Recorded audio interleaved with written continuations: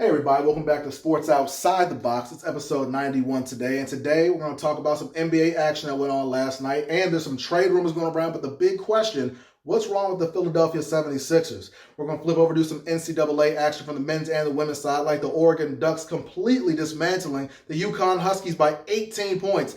Also, I'm going to give you my top 10 news stories of the day, and last but not least, my top games of the day. But come on in, stick along for the ride. This is Sports Outside the Box. Ionescu, what a slip pass on the pick and roll to Heber. Just getting started here. Thank you for joining us. There's Duncan. And the three-point streak. The floater. No! And the Clippers have it with 100 seconds to play. Ahead to Leonard to the cup. And he punches it in with the right hand. George. Got it! Hey everybody, welcome back to Sports Outside the Box, episode 91 today. And I just have to say a big shout out to everybody who's been listening, everybody who's been listening to the, watching the YouTube videos. I actually had one of my former college students. I took her interpersonal communication class. It was the last class I had to take to get my associate's degree. And she saw my video, and I was like all touched. She was like probably my favorite teacher there. So when I saw it, and I remember she wrote me like a letter of recommendation, everything. So I saw that she commented on my Facebook, and it just made me feel so good because I haven't seen her since I graduated. So it just made me feel really good that she reached out to me on Facebook and saw my video. So Miss Christian, if you're watching, hello, how are you doing? Everybody, I hope you're having a great Tuesday. I'm having a pretty good Tuesday. It's just been rolling along steadily. Been talking to a lot of people on Instagram today, a lot of people on Twitter, especially a lot of the podcast guys, like Sports Guy Chris. Been talking to Ethan and Mike. There's one more podcast that I'm kind of mad at myself that I can't remember right now. And I can't pull it up on my phone, but I've been talking to them for a good amount of the day too. We've been just going back and forth. I can't remember the podcast name is, but if I remember, I will put it on this one, or I'll just say out their name. But if not, I'll have them shout them out on my next podcast. But it's just been a pretty good day, and I hope everybody's been having a good day out there too. Hopefully the bosses haven't been too bad today. Hopefully, I know it's been raining in a lot of areas. It hasn't been raining too bad in Maryland. I didn't have to go into work, so rain kept me out of work. But I kind of wish I would have went and kind of wanted to go in, but it is what it is at this point. Might go in tomorrow. We'll see. The rain's supposed to happen all week long, and I'm in landscaping season yet again, so happy about that. But to go over some action, some sports news, I have a top 10 sports news I'm going to start doing, or it's going to be top 10 or top 5, depending on how much news is out. I'm going to do every podcast now, or every YouTube video for that matter. But for every show, there will be a top 5 or top 10 in the news. And of course, we got the top 5 and top 3 NBA games and top 5 NCAA games today, of course, at the end of the podcast. But to kick off the podcast, let's talk some NBA. A lot's been going on in the NBA today. I mean, when I say a lot, I mean a lot. But let's talk about what went on last night. The Orlando Magic. Somebody please clap it up for them, because they over 100 points last night. But who did they get over 100 points on? Of course, it was the Charlotte Hornets. So nothing to really be impressed about. Nothing to really be like, hooray! So nothing really to be too excited about. It was just the Hornets. But sometimes, like we've said, like Steve Clifford, sometimes you just need one good thing to happen, and you start steamrolling along a little bit. Some more good things start to happen. You just need that one little good thing to happen, and all of a sudden you can start going on to the next thing. So I was definitely happy for them. They snapped a 5-game losing streak, snapped a 4-game streak of being under 100 points. So that was definitely being pretty terrible. The Hornets have the second best second half defense in the NBA. I think they are 12th. Magic are in the top 5. Hornets are 12th. This game was like pretty much the battle of two good top tier defense that play in the second half. Magic yesterday, we keep talking about at one point, maybe 5 or 6 podcasts ago, it was like a constant thing we kept talking about every podcast, how the Orlando Magic just constantly, they played pretty good in the first half. In the second half, it's like, okay, they put up 30 points in the second half, 35 points in the second half, not doing too well. Well, last night, I believe they put up 56 points in the second half. So again, they're doing big things. They snapped a 4-game losing streak. They snapped a 5-game losing streak. They snapped a 4-game streak of under 100 points. They're actually scoring more than 50 points in the second half. I know, again, like I said, it's against the Hornets. I know, but Steve Clifford, maybe some good things that are come. We got to see. First half last night, Markelle Fultz, 7 points, 8 assists. He had accounted. The 8 assists came for 17 points. He accounted for 24 first-half points for the Orlando Magic. Nikolai Vucevic, he had 22.7 rebounds, 5 assists overall. And Markelle Fultz, we said his first-half stats. His second half, or the full game stats for him, 12 points, 14 rebounds. And the Magic bench 36 points. And, of course, I had to shout Markelle Fultz. It's the Maryland product. I got to shout him out. Next, we have the Knicks. They fire Steve Mills. So that was kind of shocking. But, of course, I'm sitting there reading the letter today of what happened. And it says he's leaving the position. So I was like, did he get fired? Is he leaving the position? It looks like he's actually going on to do other things. He already has something lined up. So I don't know if he actually left or got fired. It kind of looks like he got fired. So that's what I'm going to go with. Knicks now on a 2-game winning streak. They beat the Cavs yesterday. Julius Randle, 20 points, 8 assists. He had a phenomenal game. Marcus Morris, 26 points. But, of course, the story of the night, Elfrid Payton. Remember the last time we were talking about Elfrid Payton was when he pushed Jay Crowder on the ground because Jay Crowder shot the ball and stole the ball from him and shot the ball, and they were already up 18. It's like 40-something seconds left. That's the last time we talked about Elfrid Payton. But at least he's doing some good things. Elfrid Payton now has he got a triple-double last night, 17 points, 11 rebounds, 5 assists. The last time he had a triple-double, I don't know if anybody remembers this, but last season, it was March 10th through March 18th when he won a 5-game span. I remember 5-game span of triple-doubles. So 5 straight games, triple-doubles for him. He had 6 triple-doubles total last year. It was his first triple-double this year.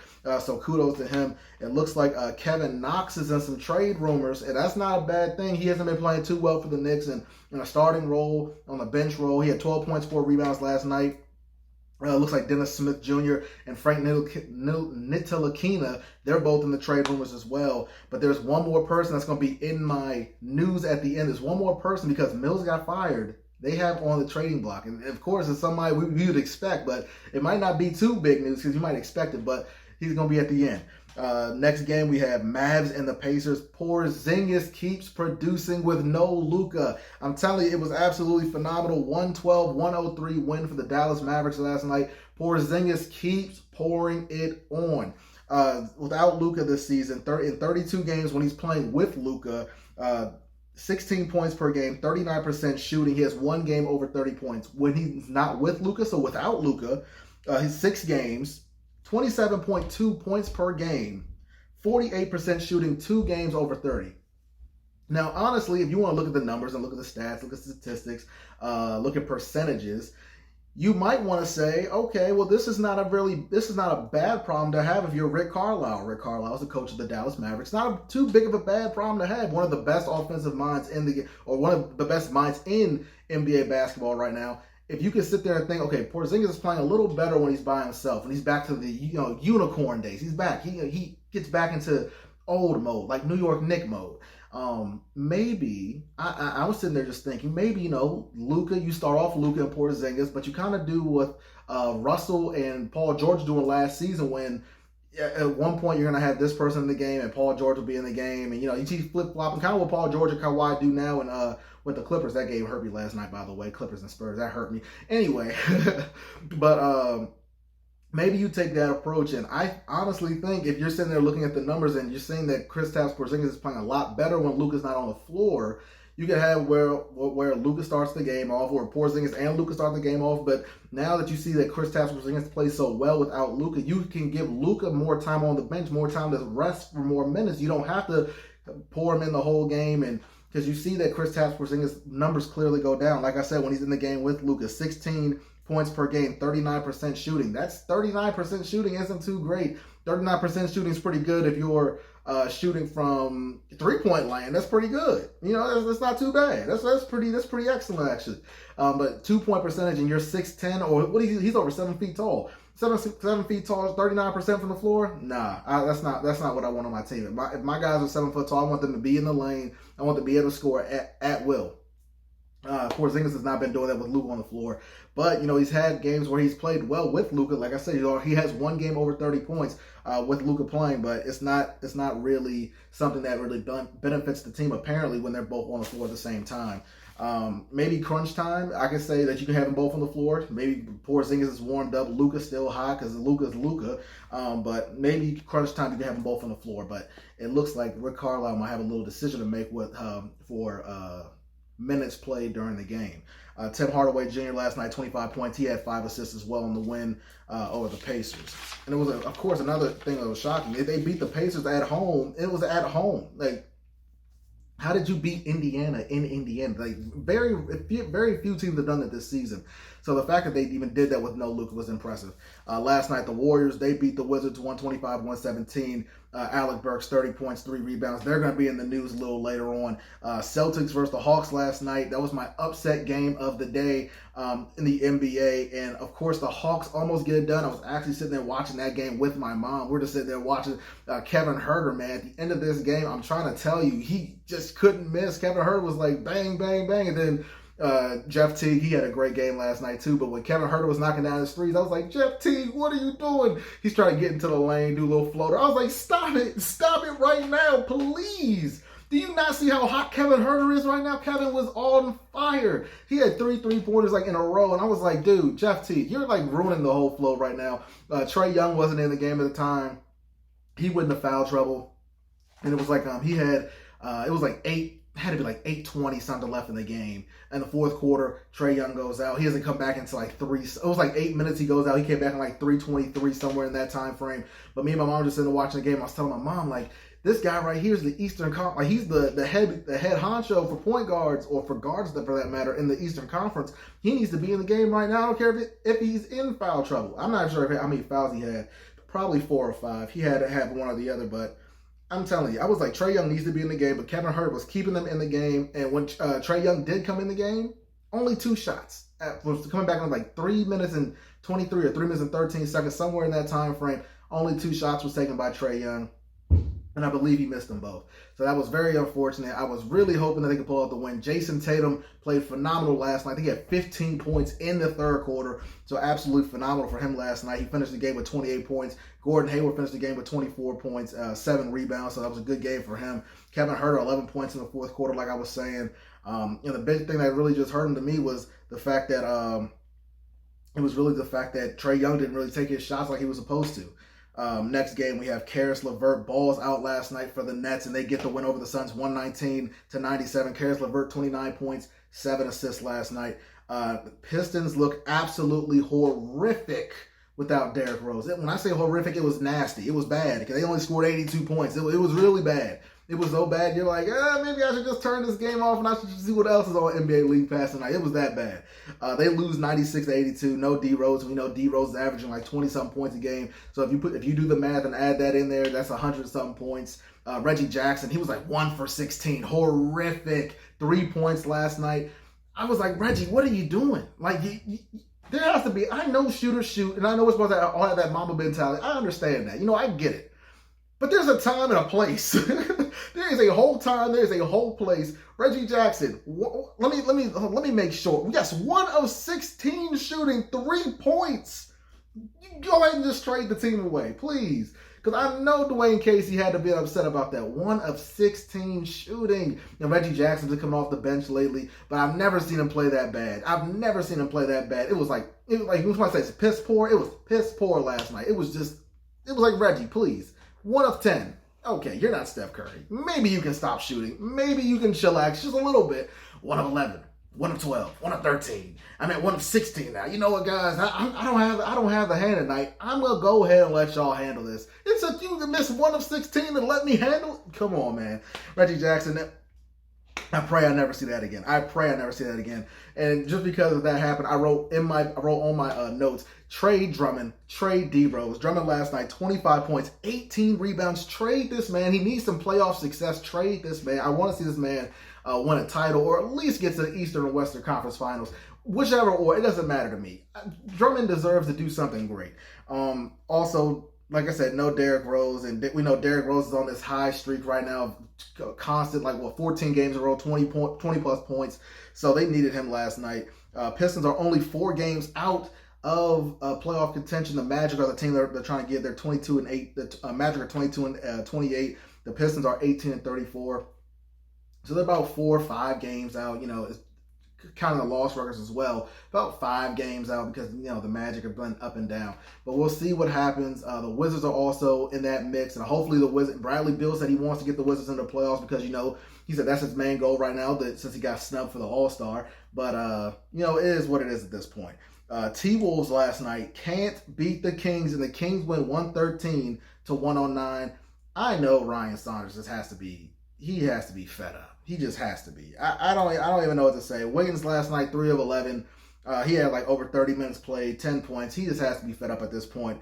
He's expecting so much out of Andrew Wiggins, especially the way he started the season. Remember, it was 12 games plus 25 points.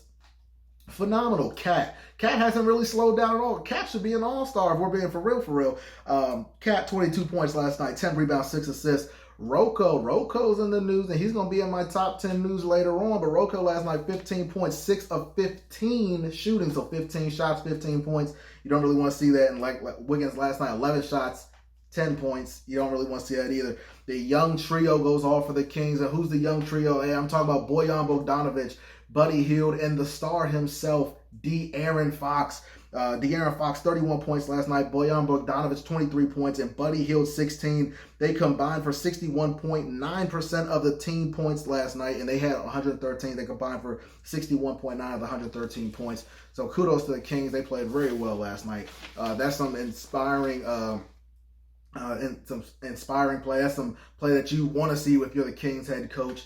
So good win for them last night. The one that hurt me, like I was telling you, the Spurs. Oh my God, the Spurs. They fall to the Clippers 108-105. They couldn't get it. I couldn't watch this game. It was very unfortunate. It was on NBA TV. And if anybody remembers the story I was telling you about NBA TV, I have NBA League Pass. It's $20-something a month, I think. And I wanted to add at the time, NBA TV was only a $5 additional rider, so you just add it on for $5. So I'm trying to add it on, and I'm emailing NBA yo, I'm just trying to add on this rider. It's making me pay full price, and when I say full price, it's making me pay for NBA League Pass again, and making me pay for NBA TV. I was I'm not paying for this again. I already have it. I just literally just paid the bill for it yesterday. And they were well, you're going to have to pay for it again if you want to get NBA TV. You should have added it on with it. I was that's so stupid. I was So long story short, I don't have NBA TV, so I couldn't watch the game last night. But my Spurs, oh my goodness, I sat there watching the little game cast. If anybody knows how I feel, ESPN, you're watching the game cast, kind of like when you feel like you're watching fantasy football. You're sitting there you're watching the lines move. You're just sitting there oh no, please don't do that. Oh, wait a minute. Oh, wait, what's going to happen in the next 5 seconds? Oh, wait a minute. So it's kind of like that. So I'm just sitting there watching the game cast, watching the lines move. The Spurs didn't really, clutch time is what happened. Patrick Beverley, it had to be 2 minutes left in the game, knocks down a huge three-pointer, and I actually showed it on ESPN, so I got to see what happened. But huge three-pointer in the corner, ties the game at 102-102, I believe. And yeah, then all of a sudden you see the Kawhi dunk from the pass from Paul George, then Paul George backing down, doing fadeaway jump shots, knocking down shots, and Patty Mills brought the game back within 1 point, knocking down a big three. But then after that, they I think it was Pat Bever, Lou Will went to the line, knocked down 2 free throws, made it 108-105. Then Derek White tries to launch a three-pointer with 0.2 seconds left. Of course, we missed it. Didn't win the game, but I was happy with the play. Greg Popovich, I was you had to be happy with the play. We went against Paul George and Kawhi. Lou Williams played. I think Montrezl Harrell played. Pat Bev played. So the majority of their guys are there. And the Spurs are still trying to get into that playoff contention a little bit. We're right behind the Grizzlies. The Grizzlies been losing a little bit. So, we're just trying. We're just trying at this point. The biggest story of last night, Heat and the 76ers. What's wrong with the 76ers? We're going to get to that. But the Heat, They went 137-106, the worst loss by Simmons and Embiid since they've been together. Jimmy Butler last night, 38.7 rebounds. He said he felt like Luka Doncic. Of course, we see Luka put up the hands, like the thank you hands on Twitter, thanking Jimmy Butler for even saying that, because he's like, man, he's been balling out. He's been doing this thing. The highest mark Jimmy Butler had this season was 37 points against the Boston Celtics, where he also had 6 3-pointers, but they did lose that game pretty bad, and that was 112-93 back on December 4th. Duncan Robinson, man, he's been absolutely phenomenal. 11 games straight so far with 3 3-pointers made or more, so that's incredible. And he's right now 34 straight 3-pointers in a game. And, you know, I'm sitting there thinking, I had to question. I was like, man, what's the record for the most 3-pointers consecutively made in a game? And, of course, it's held by Steph Curry. I don't even know why. You know, I kind of knew that already because he passed Kyle Korver 2016. It was like a 2016-2017 season. So I kind of already knew that. But I was like, how far did it go? And I had to go to ProBasketballReference.com, and I literally had to count it out, and it took me so long because it was like I got confused at one point, but I had to count it out, and 175, I want to say, it was 175 games consecutively that he had made a 3-pointer in a game, then I missed the mark, and it was like the Lakers stopped him, then again the Clippers stopped him, and then the Philadelphia 76ers stopped him. I think it was 3 times the next season that he missed it. But I was like, man, 175 games, that's a lot of games. Like I told you, Duncan Robinson, man, I think he's 35, 36 games right now? So I'm like, you know, he's 19.2% of the way there. So he has like multiple seasons. Well, not multiple. He's like a season and pretty much like 4/5 of the way to get there. So, you know, it's not impossible. It's just very improbable. If you want to look at James Harden was past 40 until they went to Sacramento. I think it was Sacramento. Or they played the Timberwolves, and he went like 0 for 6 from 3. Now he's at like 3 or 4 games. And Trae Young, I thought Trae Young's number was going to be pretty big, but Trae Young is only at 10 right now. So, you know, it's going to see what happens. Duncan Robinson, second year in the league, and he's been phenomenal for the Miami Heat. But like I said, 76ers, man, I don't know what's going on with them. The last win they had was when Embiid wore the number 24 as after Kobe's death. They wore the number 24, had to hit up that Hall of Famer guy. I can't remember his name, which is a shame because I remember I did the podcast on, but he wore his number. They won the game. Embiid had a great game, hit the fadeaway jump shot. Murray had 24 points in that game. But they haven't won since then. And of course, the big problem, of course, I see Stephen A. Smith saying it today. I see people on CBS Sports saying it today. I don't want to say Bleacher Report. I think I saw something on Bleacher Report. I'm not sure. Don't quote me on that. But apparently Brett Brown is the problem, the head coach of Philly. He's the problem. After the great success they had last year, and remember, the only reason that they didn't get to go to the finals was because Kawhi Leonard put them away. Kawhi Leonard hit the little Game 7, wait, the ball's bouncing, it goes in. So that was the only reason why the 76ers did not make it to the finals. And I'm just like, man, you know, I don't know. It can't be Brett Brown, in my opinion. Joel Embiid and Ben Simmons have been going at each other this season. And it showed. Remember, it was December before the new year. Joel Embiid's talking about, you know, people need to shoot the ball when they're open. Of course, talking about Embiid. Last night, Ben Simmons talking about, well, you know, we played soft last night. And they definitely did. If you want to talk about soft, they definitely did. Worst performance. I think it's the 5th worst performance for... it was like defensive rating since that's been counted since by the NBA. It's like the 5th worst game for defensive rating. And remember Charles Barkley and Shaq this season also talking about, oh, Joel Embiid's soft. He needs to get better. So that's why I kind of thought that soft word was going towards Joel. I didn't know, but Joel had 29 points last night. Maybe it was on the defensive end.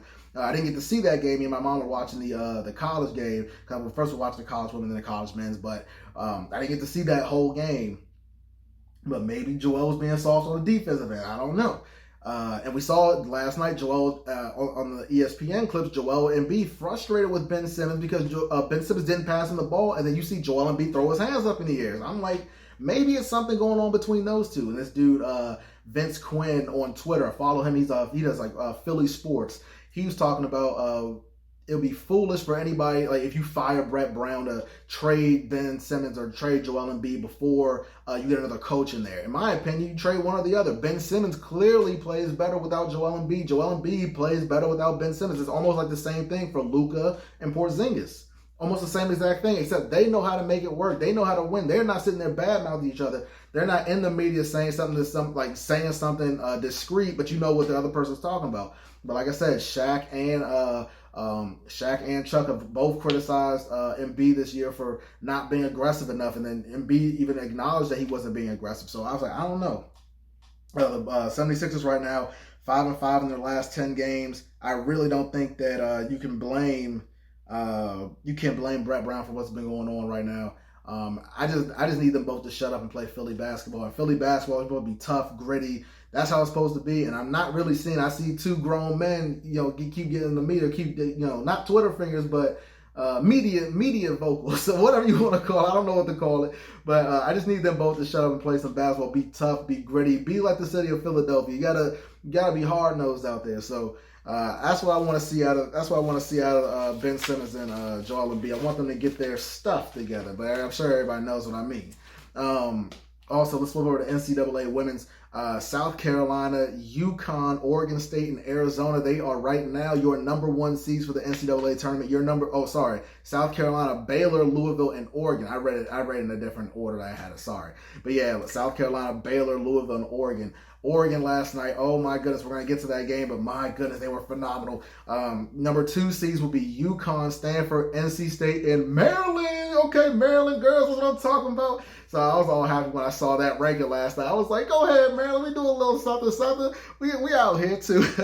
We out here too.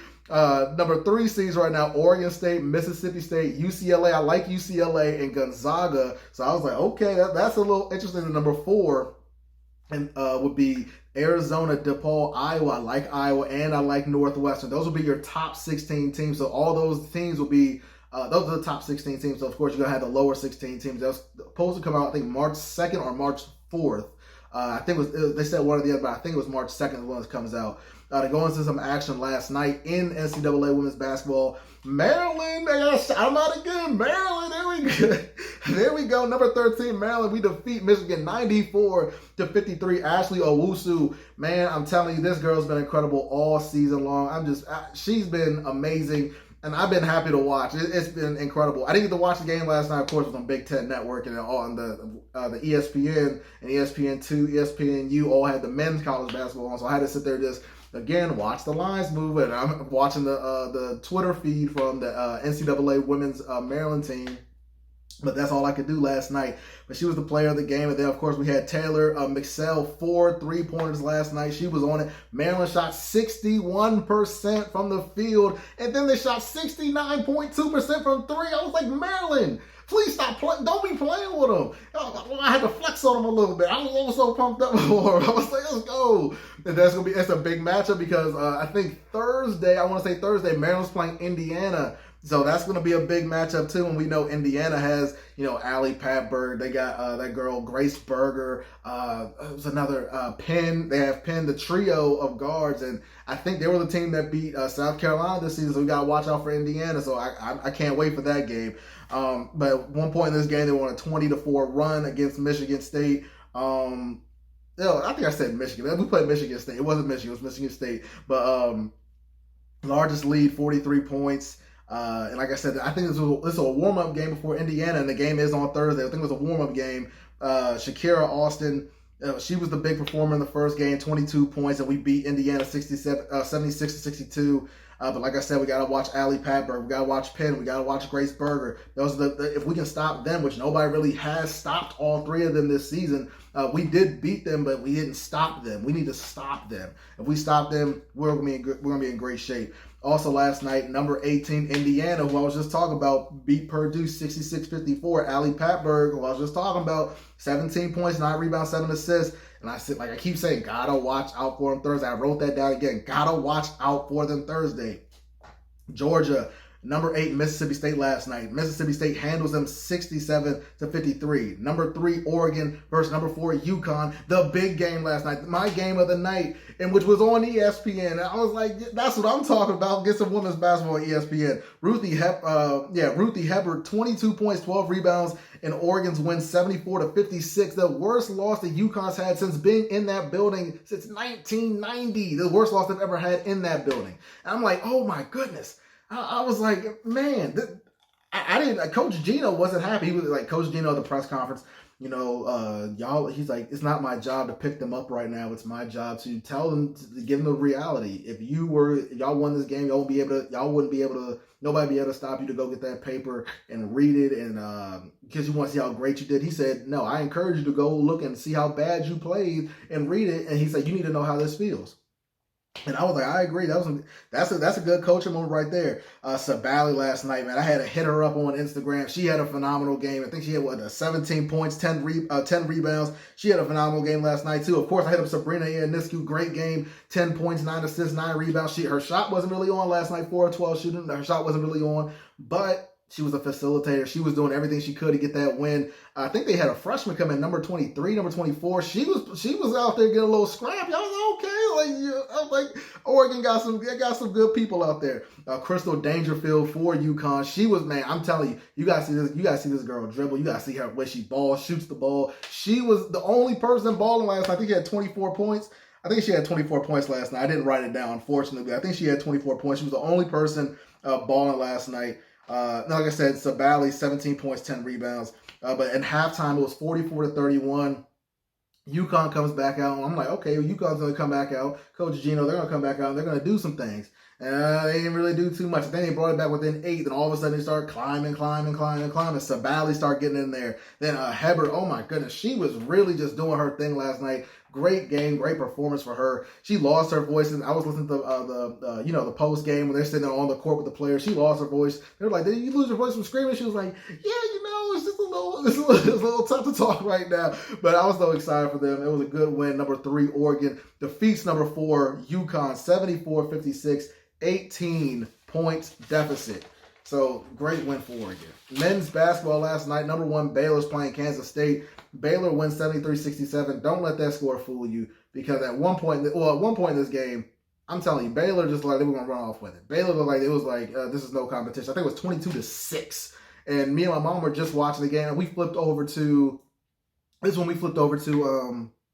the Hawks and Celtics game. So we're sitting there watching that, and then I was like, oh, let's go back and see how bad it's gotten against, K-State versus Baylor. And all of a sudden, I was like, K-State down by 4. And I was like, K-State trying to take it to Baylor? And then I think it was like what was the run before? 13-4 run for K-State before halftime. They went into halftime down 33-28, but the score never fell back within 5 points in the game. They were down by like 11 points towards the end of the game. Then they knocked down a 2-pointer, then knocked down a 3 in the game. They lost by 6. So it made it look respectable, but it definitely should have been a double-digit loss. It was just a really, really good game by Baylor. Jared Butler led the way for them, 20 points. He had a good game.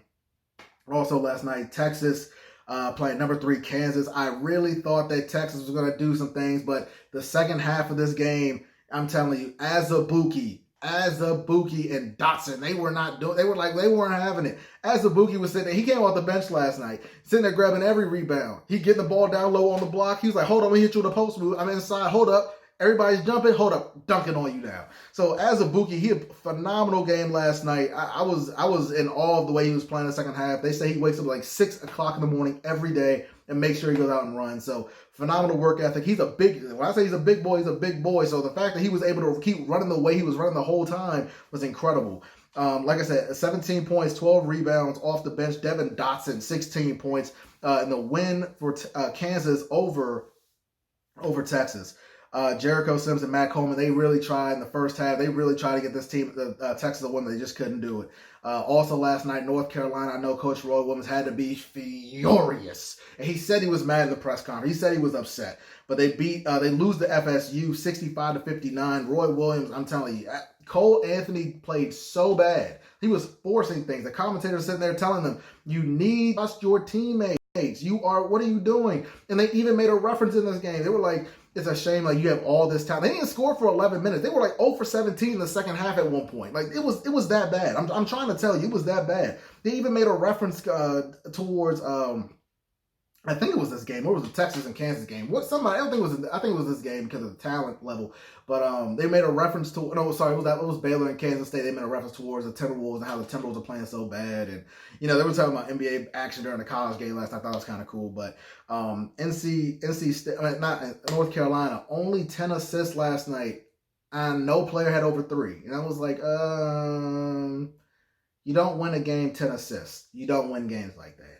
Maybe in different levels of basketball you do, but no, you're not going to win with 10 assists. That's maybe like little kids ball, you might win with 10 assists, but yeah, no college basketball. And you're playing number 5 ranked, they're number 5 or number 8 now, FSU. That wasn't going to happen. But the fact I'll say 10 assists and no player over 3, at one point over 17 in the second half. Patrick Williams, 14 points, 9 rebounds off the bench for FSU. He was the player of the game, in my opinion.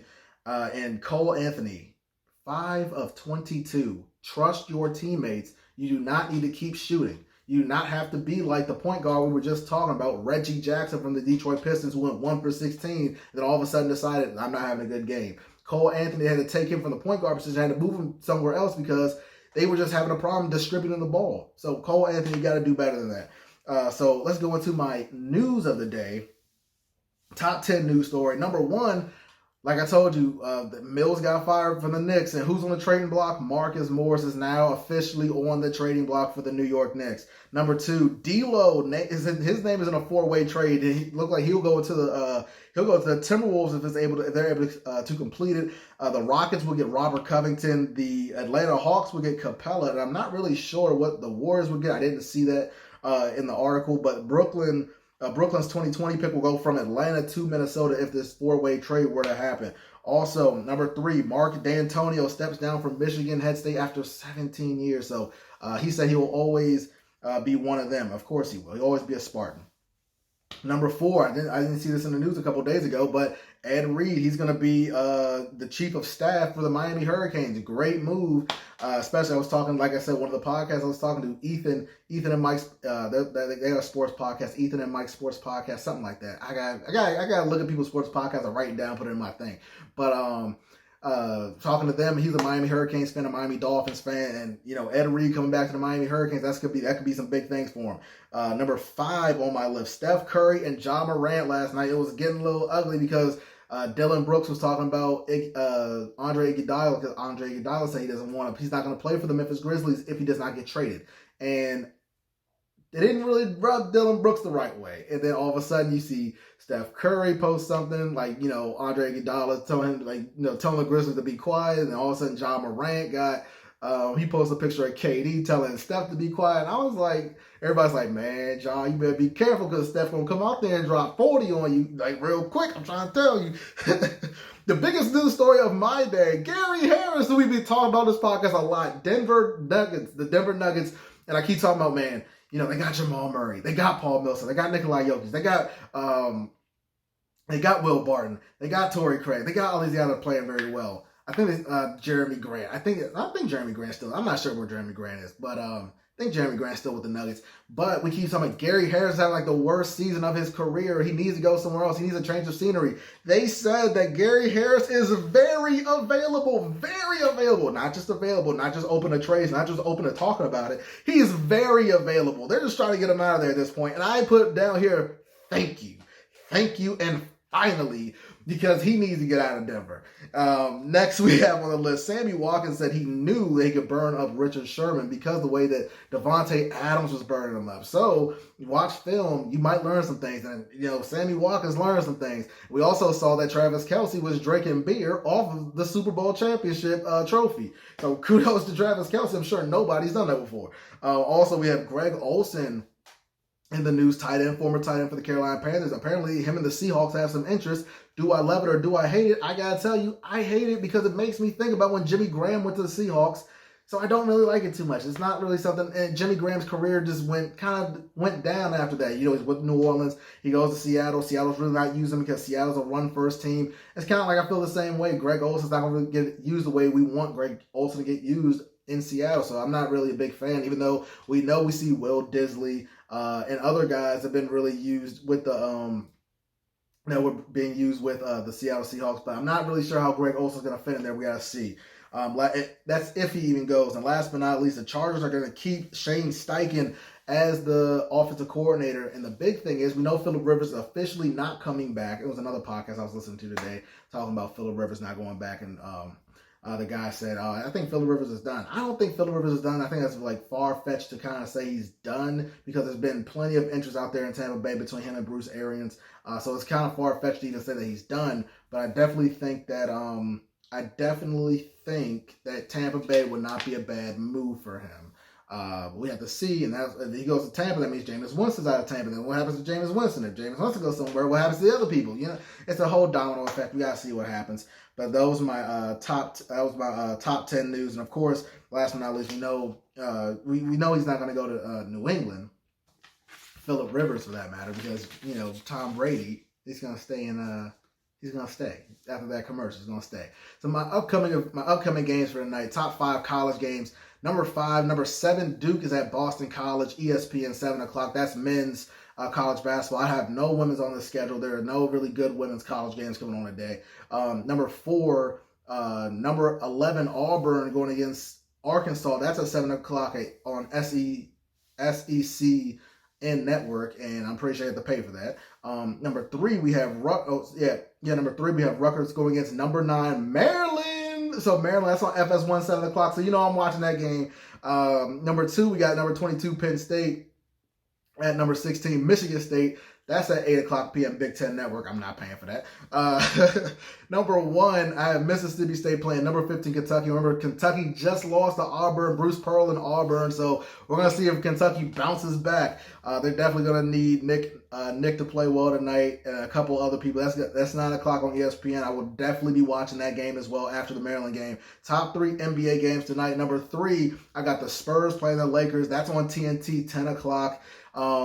Number 2, I have the Bucks playing the Pelicans. That's 7:30 on TNT. But my number 1 game of the night would be who? The hottest player in the NBA right now. Do I even need to say his name? It's Dame Time Lillard. Dame Time Lillard and the Blazers are going to be in Denver taking on Nikola Jokic and the Nuggets. 9:00 NBA League Pass. I might have to watch that game over the Spurs game, over the Mississippi Kentucky. I don't know. We got to see. But that's my number 1 game of the night. And everybody, thank you for joining me on another episode of Sports Outside the Box. I will see you tomorrow, and have a good night, everybody.